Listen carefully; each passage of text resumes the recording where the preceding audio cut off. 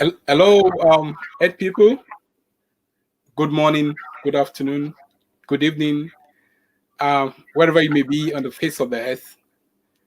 You're welcome to my climate story with Tosin, and where we invite climate champions around the world, people who are experiencing, people who are on the front lines of the impacts of climate change. They're invited to share their stories on how climate change is impacting them and what they're doing about it. And but before we start today, before we listen to the next exciting story, please subscribe to this channel. Click on the notification button so that you can be notified to when the new video drops. And don't forget to also like and share with friends and with family. Thank you. So today we have joining us uh, Miss Malika Yates, who is the Light Miss Delaware Earth, and the founder of Global Ripple Effect Project. Hello, Malika. Ciao, hola, ni hao ma. Hello, everyone around the world. Thank you for joining us today. Thank you so much for having me. Yes. The last time you were here, you had on a different cap. Yes, you were the chairman of the Climate Reality Project in Newark, Delaware chapter. Yes. Yes, but the different cap you have today is you're the founder also. I didn't know that, of the Global Ripple Effect Project. What does that mean? Well, I'm also Elite Miss Delaware Earth 2019 and 2020, and I took my platform, and my platform is the ripple effect. I believe one act of kindness, like cleaning up oceans, lakes, and beaches, one green act, such as recycling by using reusable shopping bags, one act of change, such as drinking from reusable straws, whether it's bamboo, stainless steel, endless possibilities now, and using the recycling bin, as well as living an eco-friendly, healthy, and sustainable lifestyle filled with kindness can start a ripple effect. I stand behind the idea that one simple act can make the world a better place.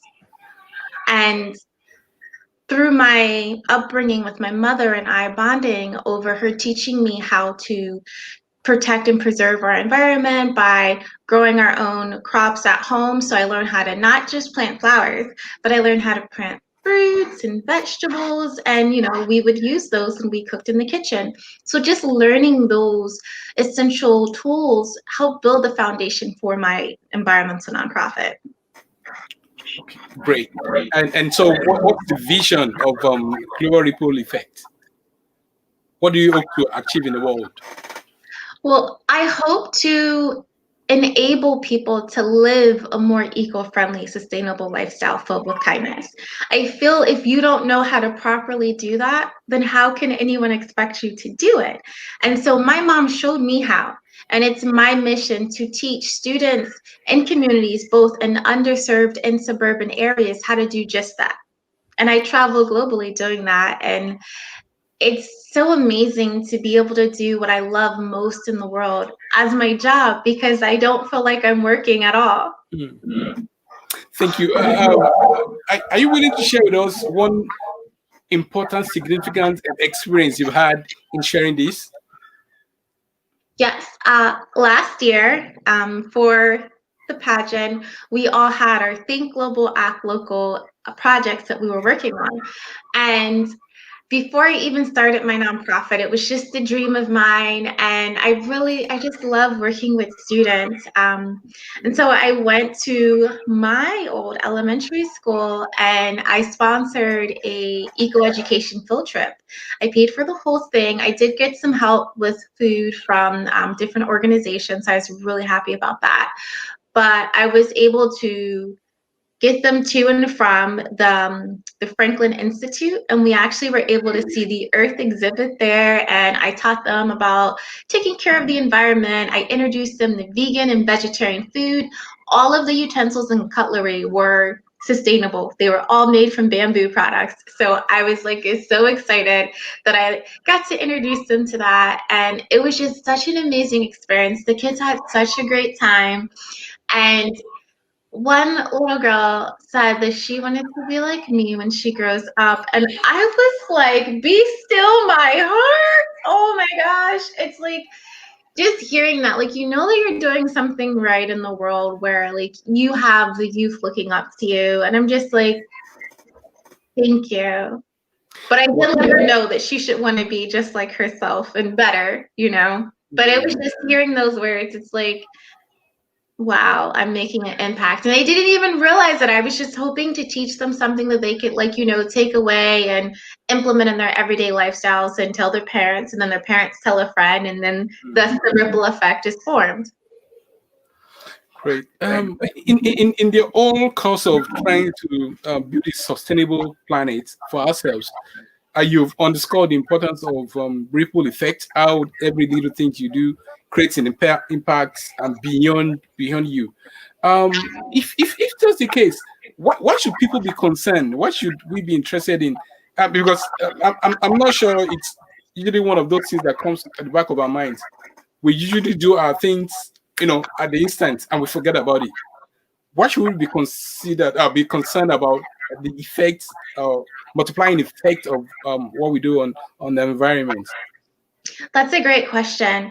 I would say we should be concerned because our earth is what we all have in common. So even though I don't litter, I still actively am out in the community. And even when I go on holiday or I visit family in other states, I do community cleanups because where I live isn't just my community. Every community around the world is my community.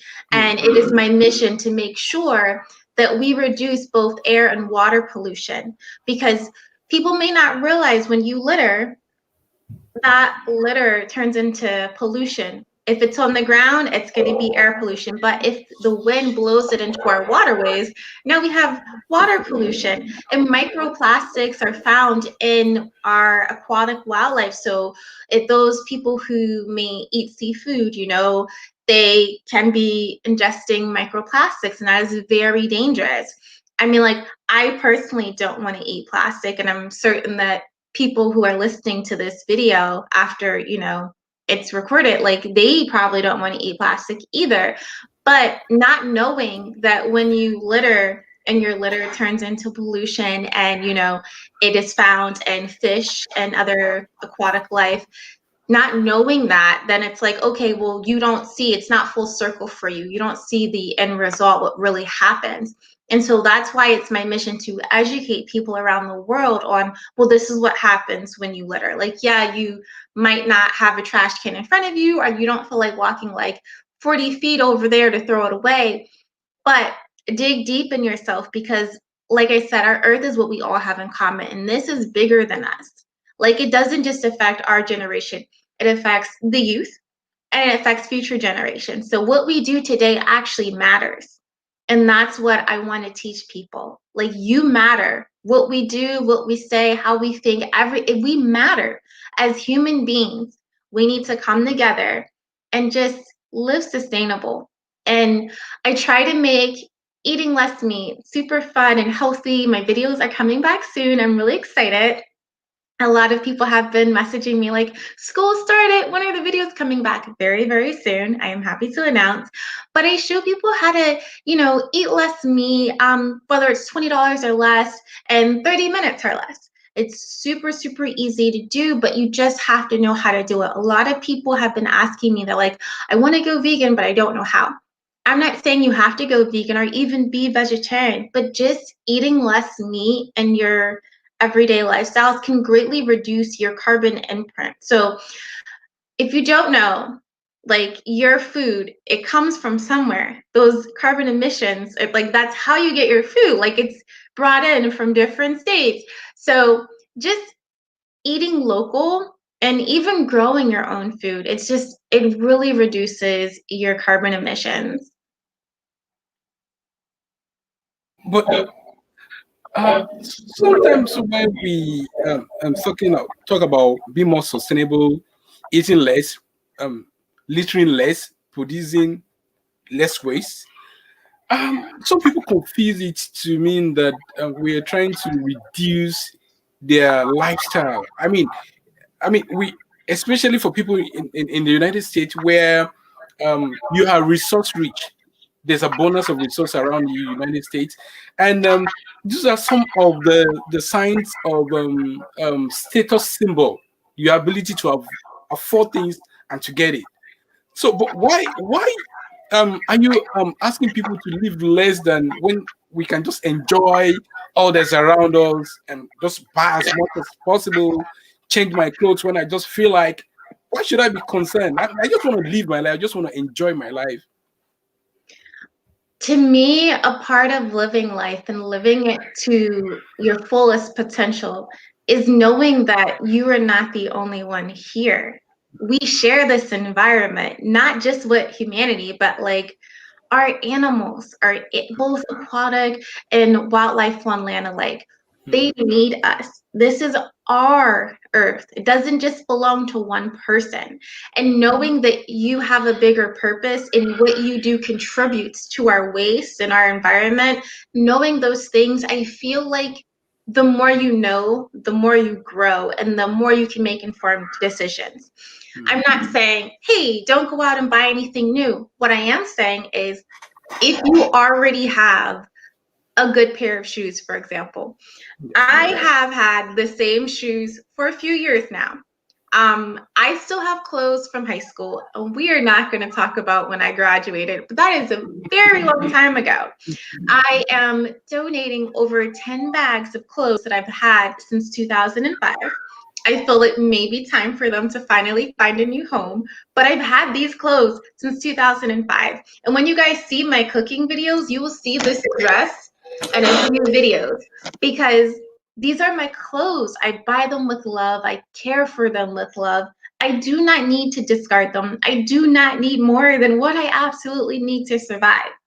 And knowing that, you won't just be rich at heart, but you can actually be financially rich. Because the more you reduce the things that you are using, that you need, that you spend, the more you can put back into your community. It doesn't make sense for one person to be rich when there's people out here that are starving. They don't have food, some don't have clean clothes to wear. Together, we can spark change in the world globally. We can put the money back into our community. For me, for example, not buying access things, I'm able to put that money into my local community here in my state. I'm able to feed the homeless. I'm able to provide reusable masks, cleaning sanitizer, eco-friendly products and healthy food items. And it's because I'm not out here buying more than I absolutely need. And if everyone rethink, which is one of the 5 R's in my nonprofit that I use, if everyone rethink the way that they were conditioned to think, then together our country will be so, so great, so, so prosperous. If we can help everyone here, we will be able to help everyone around the world. Food insecurity is really, really huge here in our country and throughout the world. And just by using the access money that you would go out to buy a new pair of clothes or shoes, you could provide a meal for someone here in your area that does not have that luxury. You can provide schools with healthier options that do not have their luxuries. I visited a few schools throughout the years of my reign as Elite Miss Delaware Earth and recently founding the Global Ripple Effect nonprofit. And I have noticed still to this day in 2020, now I went to school many, many years ago. I was in elementary school and I was subjected to those things when I lived in an underserved community. We didn't have healthy options. There was not enough for seconds.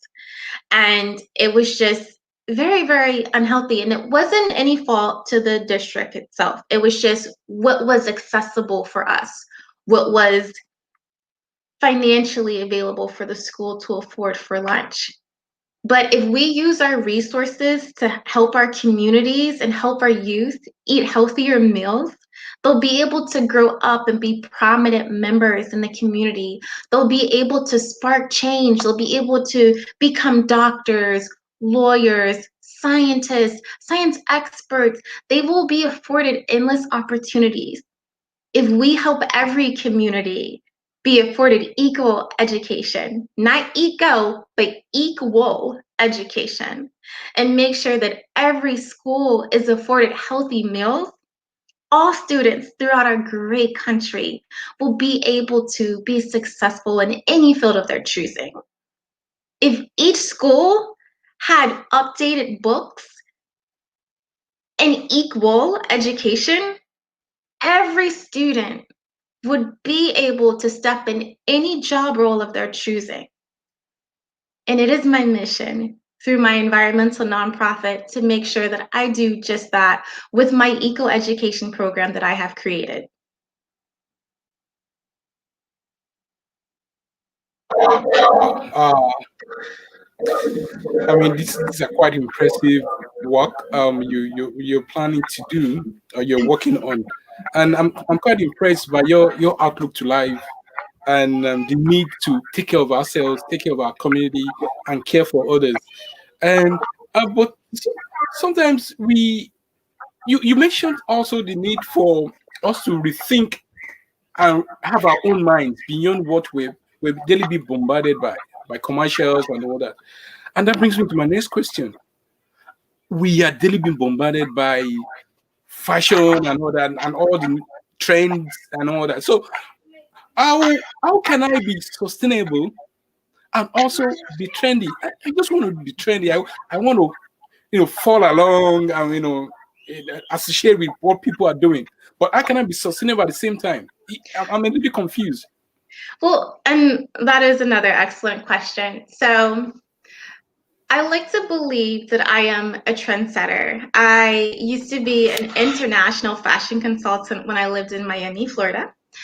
And I've always had my own style. Like I can see something, but then I would call it like a remix. Like I would have something similar at home, and then, I would just add a little sass on it, and then boom, everyone's like, oh my gosh, where did you get that from? And having a piece that is very unique.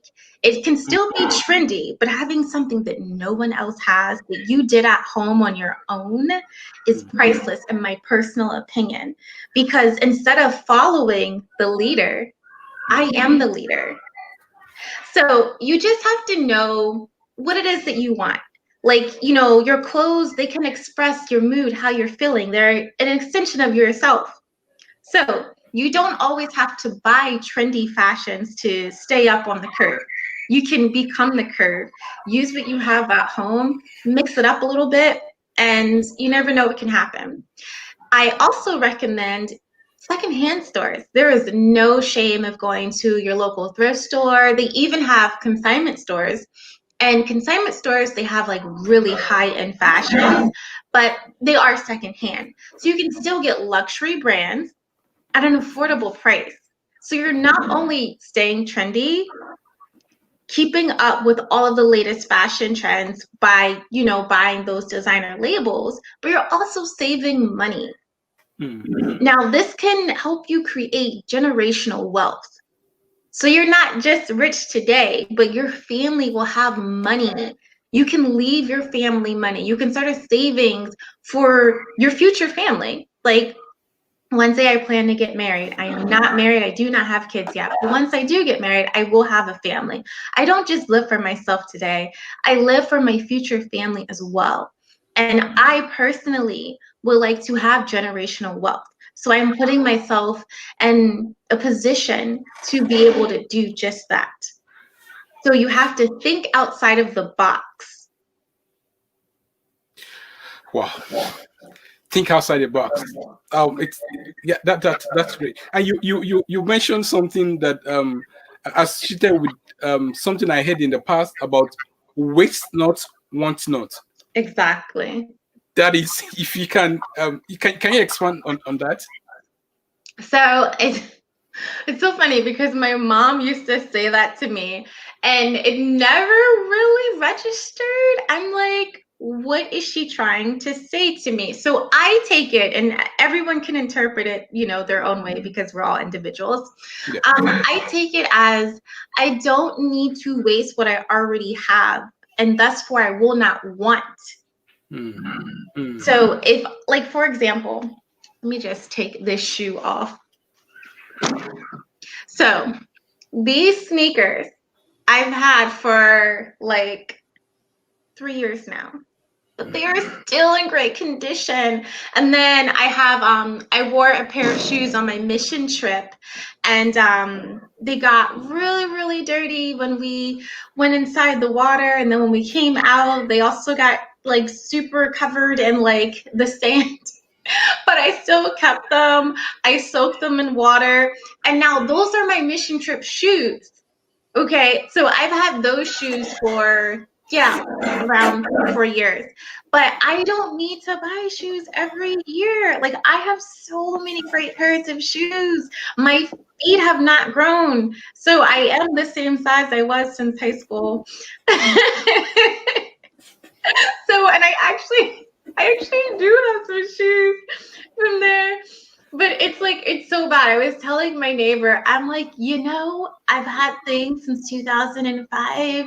And I'm like, I feel like it's time for me to like let the next generation have this, or either, upcycle it, because you can use your old clothes for Christmas wrapping instead of getting the wrapping paper, which, you'll ball up and throw away in the trash. Well, you can reduce your waste and just use like an old t-shirt. If it has like a few stains on it, you can also make it like a DIY project. You can do it yourself and just put some different colors on there and make some cute little tie-dye decorations. And then you can, still fold it up the same way and maybe like put some pens in it. And voila, there you have it. Some eco-friendly Christmas wrap. Awesome. Um, I am sure one of the baits of in the commercial adverts is that we they tend to sell us that notion that we are incomplete without having those things they're advertising.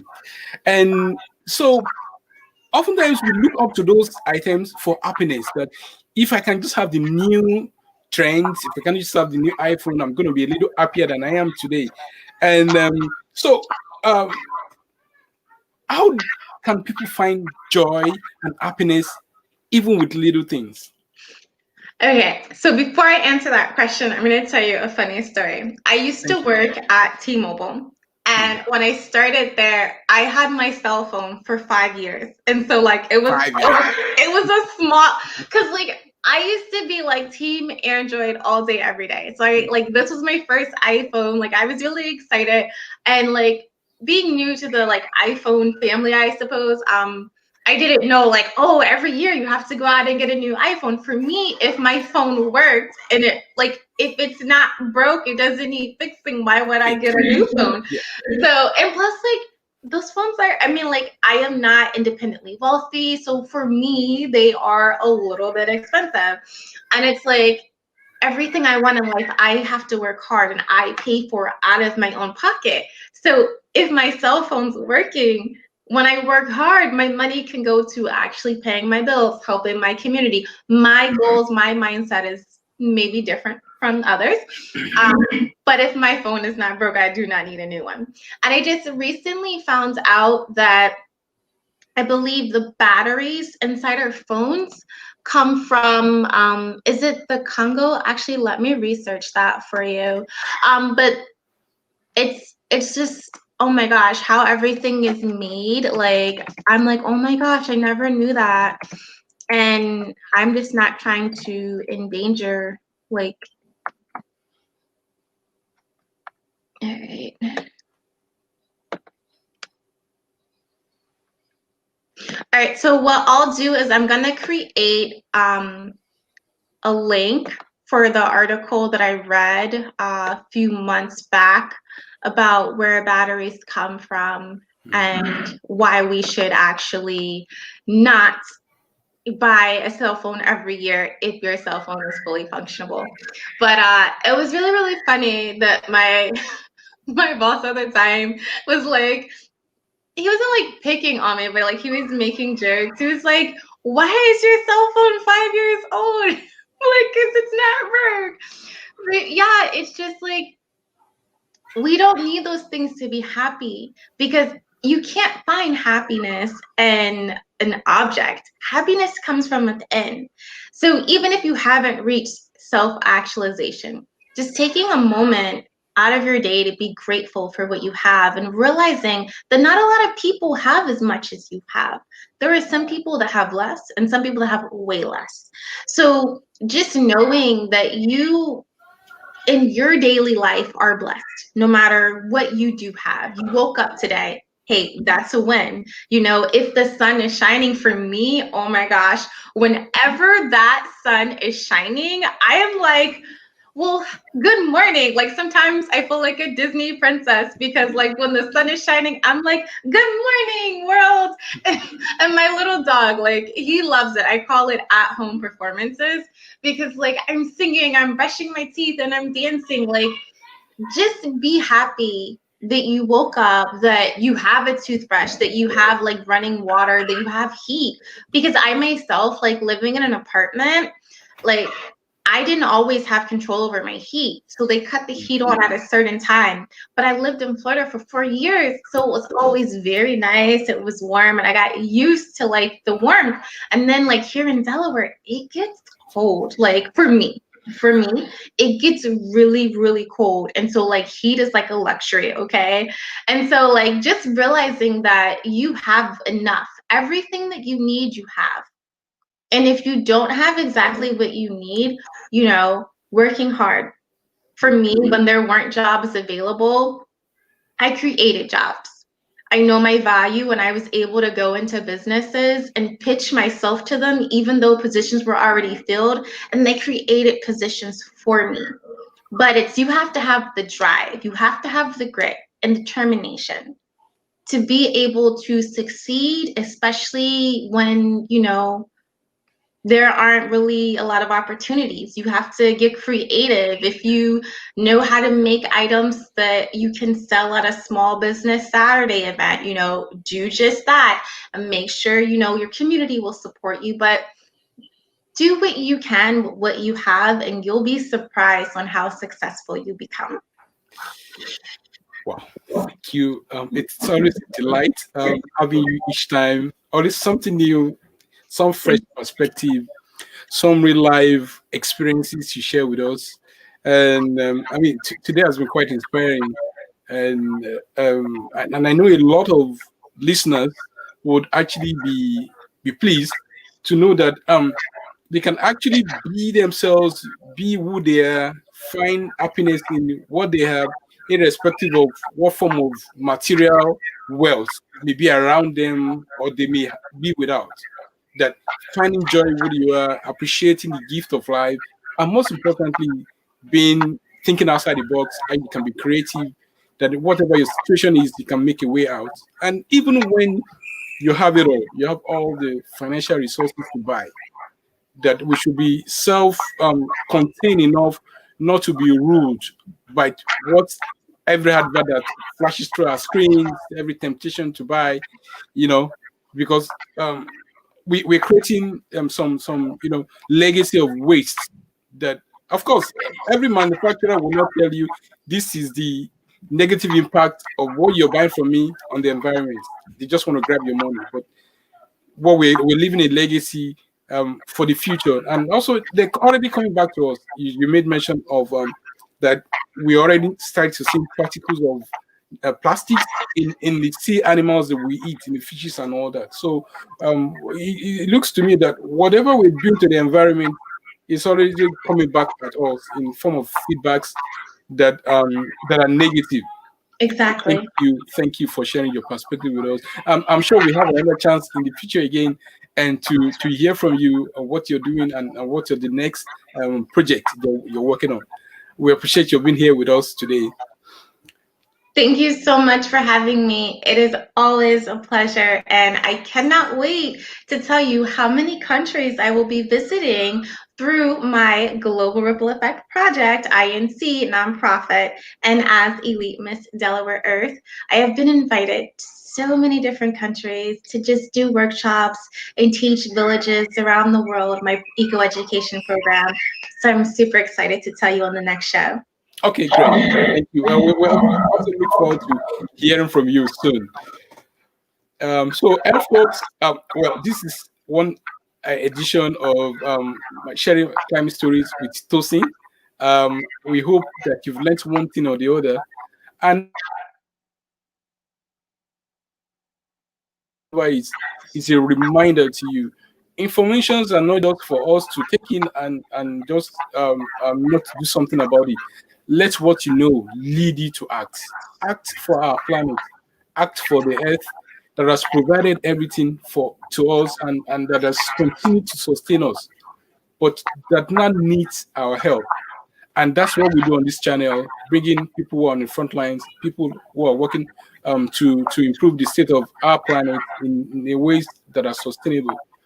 And so please remember, subscribe to the channel, click the notification button so that you can be notified to when new video drops. And also don't forget to like our videos, share with among friends and family.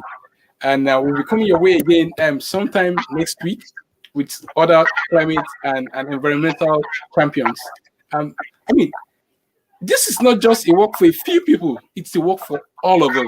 We Exactly. all live on this precious planet. Whatever the state is, whatever the condition is, we're all on a sinking ship that we all have to put all hands on deck to save all that we have remaining. So, Ms. Malika Yates, thank you so much for coming. Uh, Thank you for so, having me. yeah, so we'll be coming your way again, same time next week. Bye bye.